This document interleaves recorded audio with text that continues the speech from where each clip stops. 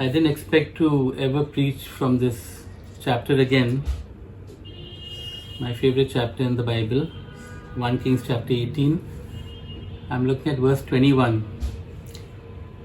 Elijah went before the people and said, "How long will you waver between two opinions? If the Lord is God, follow him. But if Baal is God, follow him." And Holy Spirit, we thank you for your presence. We thank you, Lord Jesus, as you promise, you come and you dwell on in our praises. You enthrone yourself in our midst.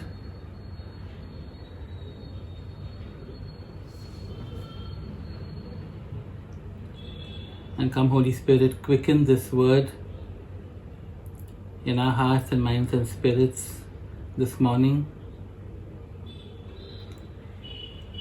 We want to open ourselves up to what you want to say to us and how you want to move among us. We surrender afresh to your revelation, your conviction.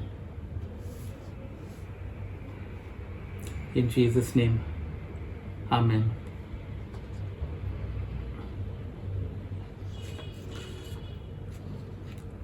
So, of course, the story is familiar. I don't want to go into the story today. I want to focus on this one line.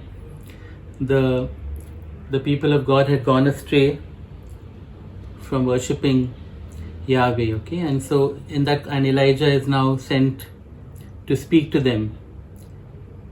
And he says, "How long will you waver between two opinions? If the Lord is God," and the actual word is, if Yahweh is God, follow him. But if Baal is God, follow him. Now that word waver, I want to look at that word waver and expand it and move from that word.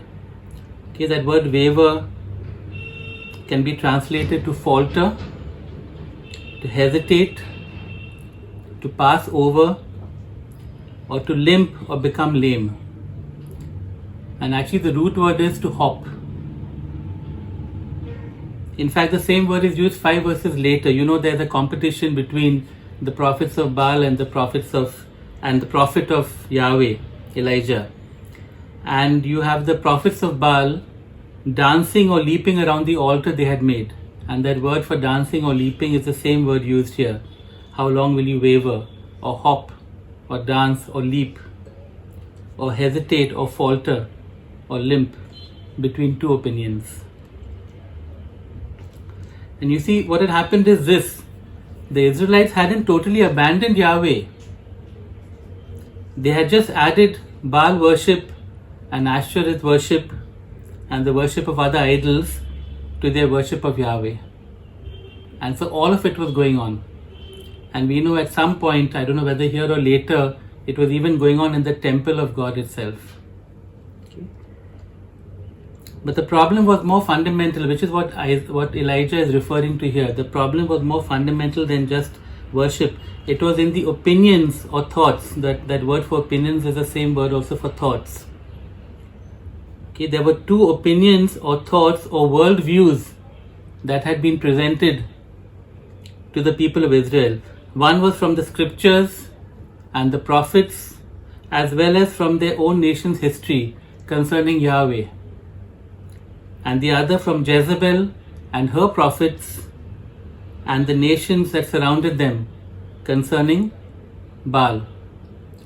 And it wasn't a simple matter of ritual or religion. Okay, behind all of this is worldview, is values, is actions and behavior and laws and principles and preferences that follow from that are part of a package deal in a sense. Okay, and so we have this image of the people of Israel hopping or leaping between these two worldviews, back and forth. Okay. And actually Elijah paints an even more ridiculous image, because as I said, limping is also one of the words here. It's as if the people are limping along on the two divided opinions, as if on unequal legs. And so it's a rather ridiculous picture And the sad truth is this, that too many Christians today are in exactly that same position. That we are wavering between various opinions or worldviews, hopping back and forth at our pleasure or maybe sometimes at our confusion, limping through life on unequal legs and thinking that's okay. And this reality was really brought home afresh to me, and this verse has been in my head for a couple of weeks, and I wondered whether I would speak on it. But it was brought home afresh to me this past week, because in the morning meditation we've been doing the public reading of scripture, and this week we actually read Genesis 1 to 15, and really the most contentious part of the Bible is Genesis 1 to 11, which is considered prehistory. And as we read those passages, and just I think raw power in those passages, God speaking, God detailing things out, and things like creation, evolution, gender, sexuality, marriage, family, abortion, idolatry, history, justice. All of these issues are addressed just in those 10 or 11 chapters, and of course in the rest of the Bible. But just there you could see on every issue the devil has manufactured so many false worldviews and narratives as counterfeit to the biblical worldview. And the tragedy is this, that as Christians and as the church, we hop back and forth and we limp along. We have the biblical worldview, we haven't rejected that, the Bible and worship and things like that, but along with that we've got all these other things that we've added on, and we seem to hop back and forth. And God says, how long will you waver? I thought of that because we sing, we sing so often, how long God, we pray, how long for revival to come?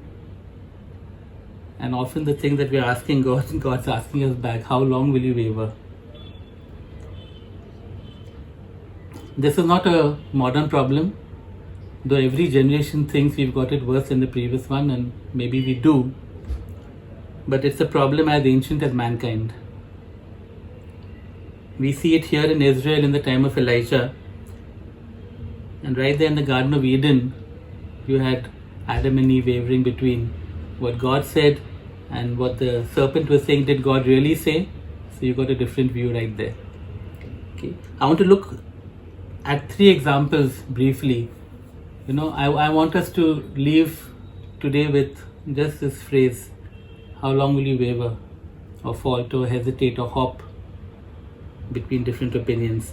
But let me look at 3 more examples in the Bible very briefly. Okay, we know the story of the 12 spies and how 10 came with one report and 2 came with another report. And the 10 said, it's a good land, but there are giants. And the 2 said, it's a good land and there are giants, no problem, we can defeat them. It amounts to 2 opinions. There were divided opinions there.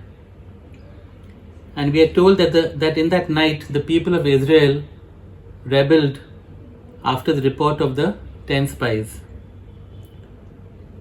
We forget that they changed their mind the next morning itself. Early the next morning, they had already changed their minds and moved from one report to another. Why did they do that? Because God spoke judgment on the people, and He demonstrated that judgment by punishing the 10 spies right there and then that night. And so immediately the people changed their minds and jumped to the other opinion. This is found in Numbers 14. I'll just read verses of 39 to 40. Basically Numbers 13 and 14 is the whole story. So in Numbers 14, it says in verse 39, when Moses reported this to all the Israelites, they mourned bitterly. Early the next morning they went up toward the high hill country. We have sinned, they said. We will go up to the place the Lord promised. And God said, nothing doing, it's too late. It was too late for them to change their minds. But it's really a classic example of wavering between 2 opinions. And unfortunately, in all of that hopping, they miss the bus. And we see that throughout Israel history, going back and forth between Yahweh, between the idols, and often just a mishmash, what is called syncretism. Just mixing it all together and thinking that you were okay. All the way in the end of the Bible, end of biblical history, so to speak, the church at Laodicea, Revelations 3, verse 15, where the church in Laodicea is told, I know your deeds, that you are neither hot, neither cold nor hot. I wish you were either one or the other. So because you are lukewarm, neither hot nor cold, I am about to spit you. That's a nice and sanitized word. I am about to vomit you out of my mouth. Now in this context, both hot and cold were actually desirable. I mean, the history of that city is that there were hot springs and there was some cold stuff, and hot means boiling hot in the Greek, and cold means freezing cold. Okay, but lukewarm was a mixture of both, and that was the problem. Okay. Have you ever gone into the shower and you've got to keep on adjusting the hot water tap and the cold water tap until you get the exact temperature that you want? You usually don't. It just becomes too hot, becomes too cold, and you keep on adjusting the two until you get what you like. That is really a picture of what's happening here. You may like it, but Jesus may not. No? You're adjusting the cold and the hot in your life, or you're borrowing from this and borrowing from that to get the thing that makes you happy and pleased, and even makes you feel righteous and spiritual. But Jesus is not pleased with your lukewarmness.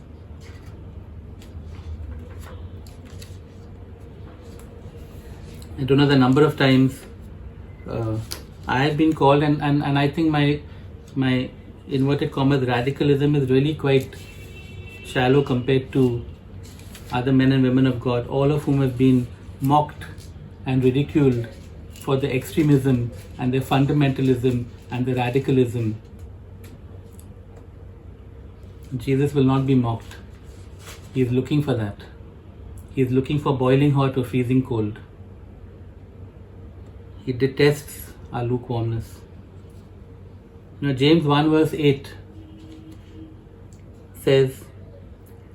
talks about a man who is double-minded. He says he is a double-minded man, unstable in all he does.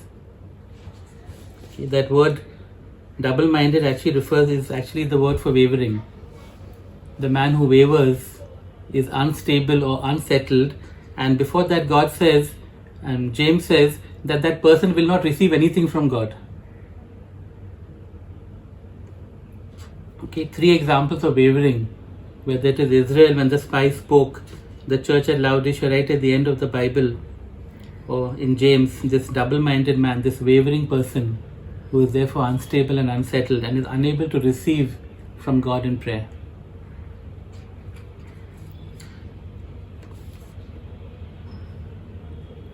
You see, God has a real problem with wavering Christians, with half-hearted, lukewarm, double-minded believers. In fact, He has more of a problem with us than with unbelievers or even our persecutors. We have a real problem with unbelievers. We have a real problem with those who persecute the church. But Jesus reserves His sternest comments and condemnation and judgment for believers who are half-hearted and lukewarm and double-minded, wavering. I mean, just imagine the people of Israel. They changed their minds just the next morning, from the night to the morning, and it was too late.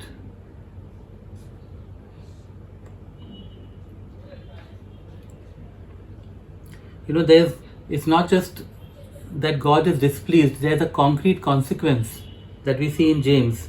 Our compromise with counterfeit opinions takes us out of the realm of God's blessing. James says that man should not expect anything from God.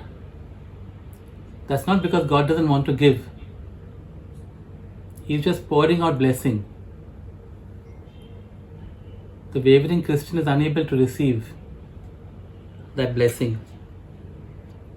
C.S. Lewis writes in the Screwtape Letters about, and quoting him, a dozen incompatible philosophies dancing around in our heads. And that was in 1941. Just imagine the situation now. How many incompatible philosophies and worldviews are being propagated every day, are being multiplied to influence us. And the exclusivity of the gospel, the exclusivity of Jesus Christ as the only way, the truth and the life, as the only one who is the truth, the exclusivity of the Bible as the one and only Word of God. We're embarrassed about that. We run away from that reality. And we try to find some middle ground, some combination that seems sensible to us. But there is no middle ground for truth. I think some of you who know me will know this. I have no patience with this middle ground, with relative truth, which is what it eventually becomes. Don't get me wrong, you look at the Bible also, truth is absolute. This is right, that is wrong. Okay, not no two people are there, both are right, let's find the middle ground. I have this phrase, I don't know where I got it, I wonder if I made it up myself. I might even have done that, or I read it somewhere. There's a phrase in cricket, if you know that. It says the line belongs to the umpire. It refers to runouts and no balls. So if the bowler's leg is on the line, it's a no ball. It has to be a little bit behind the line. The same with the runouts. Well, I've got a phrase, the fence belongs to the devil. Don't think this is the devil's side and God's side. I'm on the fence, I'm deciding which side to go. No, you're already on the devil's side. The fence belongs to the devil. Yeah, I'm sorry if I'm offending one or two people. And I don't know what I'm feeling. I'm getting very stirred up. I'm not sure why. But I want to give a caveat there. Okay? It's possible to be absolutely ruthless in believing what is the truth and being absolutely compassionate in dealing with people. Okay. Jesus was absolutely certain about adultery, about it being a sin, and all of that. For him, the Old Testament Bible was the Old Testament was scripture, God's word. And yet he could be so compassionate with a woman caught in adultery. Okay, there's no need for absolute truth to result in ruthlessness or whatever, or unkindness. Nothing that Jesus did with that woman caught in adultery would make anybody think that he was okay with it. And yet he showed compassion to her. And if you've heard I did the lesson a couple of weeks ago, he showed more than compassion. He showed faith in her. He showed confidence in her ability to change and to make a change in her life. And really, when I look at the church, I look at Christians and their behavior. I think the problem is really this, that we don't believe absolutely the things that the Bible says. It is possible to believe all of that with ruthless conviction in absolute truth, and yet to behave very compassionately with those who think differently or whatever. It's absolutely possible. But the problem is not there. The problem is that the church doesn't even believe those things. Because we look foolish in the eyes of the world. We're embarrassed about the exclusivity and the radical nature of our God and of our faith and of our scripture. And so we waver. We hop from here to there. We limp along, thinking we're walking properly. What is the solution? I suggest that the solution is a radical commitment to His presence and to His word. Okay. I won't even say just to His word. The problem is that the Pharisees were so committed to His word and they went completely off track because they just stayed away from His presence. Okay. A radical commitment to His presence and to His word. And we see that actually in Revelations 3, which again I will read briefly, because Jesus is talking to a wavering bunch of Christians, calling them lukewarm. And then what is the solution? He says, those whom I love, this is chapter 3 verses 19 and 20, those whom I love I rebuke and discipline. So be earnest and repent. Here I am, I stand at the door and knock.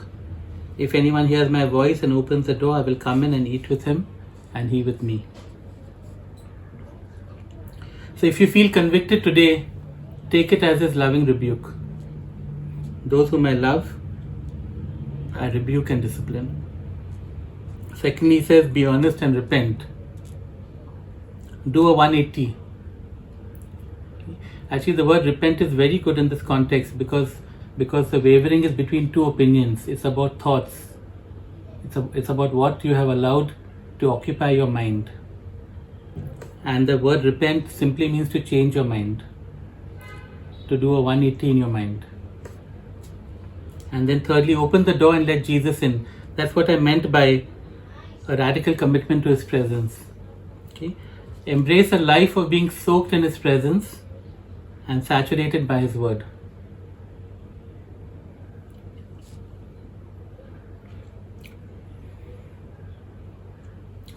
Recently, I think we learned about Smith Wigglesworth, and he would not have been accepted today. The kinds of things he did, the kinds of things he said. But what a powerful ministry he had. And one of the things we learned about him was that he only read the Bible. He didn't read anything else. He didn't even read the newspaper. Now, I'm not saying to do that or not to do that. I do think it's important in the area of spiritual warfare to know what's happening in the world. Okay? But far more, we need to be soaked in His word, saturated in His word and in His presence. I mean, in His presence also the word will come alive in the way that He wants it to. You know, and then we will not care what the world thinks of us. We will not care that the world calls us radical and fundamentalist. What does fundamentalist mean? I mean, how does that become a bad word? Fundamentalist means returning to the fundamentals. What does radical mean? Going to the root. This is what the devil does. He takes all these words, he makes them bad words, and the church runs away from them. And we're happy being moderate and average. And Jesus says, I'll spit you, I'll vomit you out of my mouth. I'm not interested in moderate, average. Oh, He loves us. And we might even get to heaven. But what a waste of our lives on earth. And what a sorry testimony.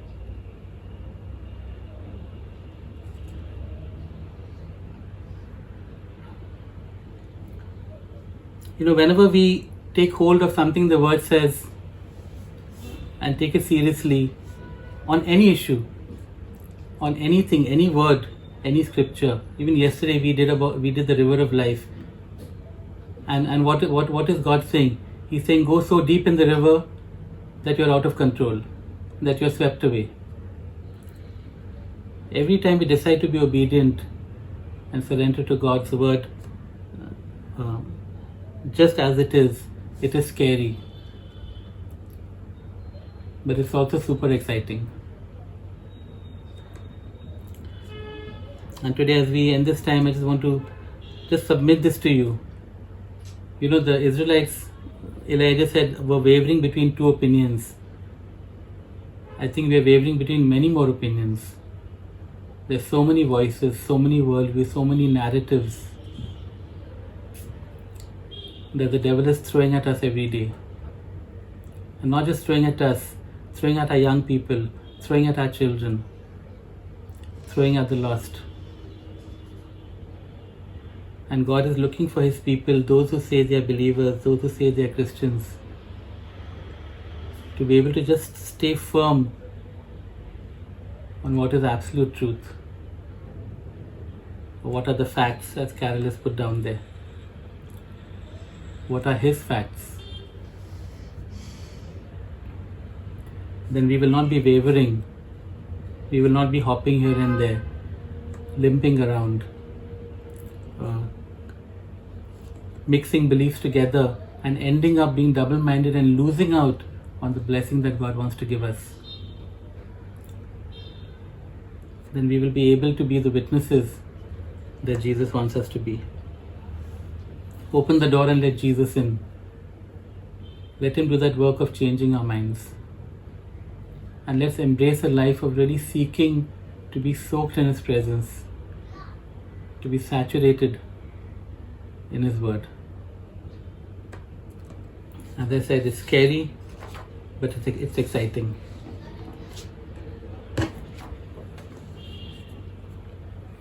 Just want to give a few minutes for us to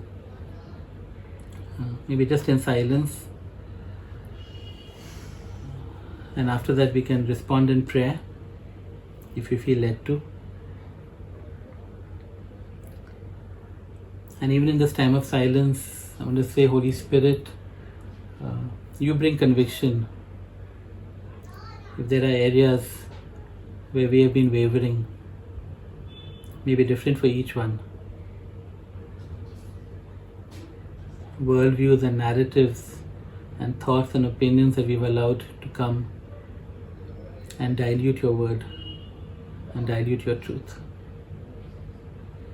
So come, Holy Spirit. You are the Spirit of conviction.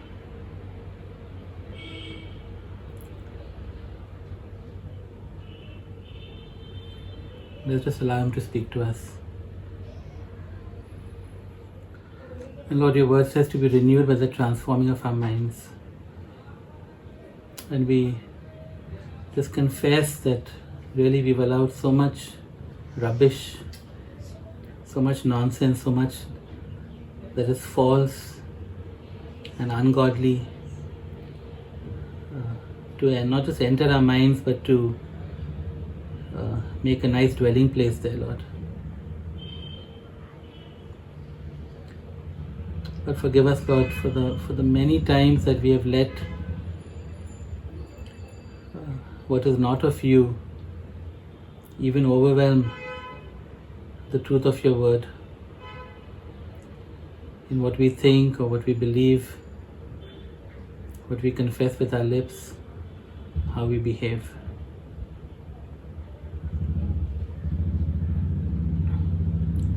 And I pray, Holy Spirit, this morning that you will be poured out afresh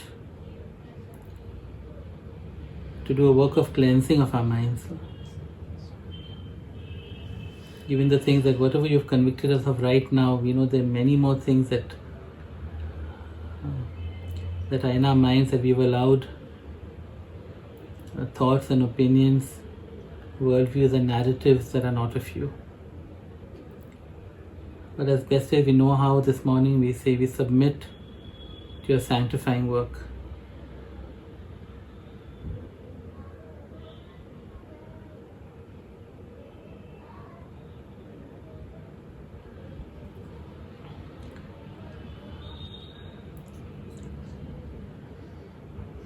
But we want to be a people who are completely sold out for you.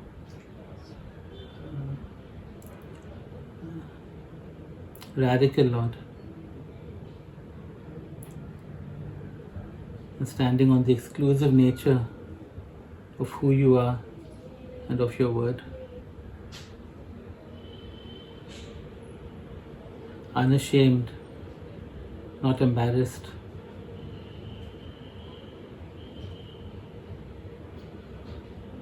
And really it's not in our hands, Lord. Holy Spirit, we need you to come and do this renewing work, this transforming work, this emboldening work. We just say, come, Holy Spirit.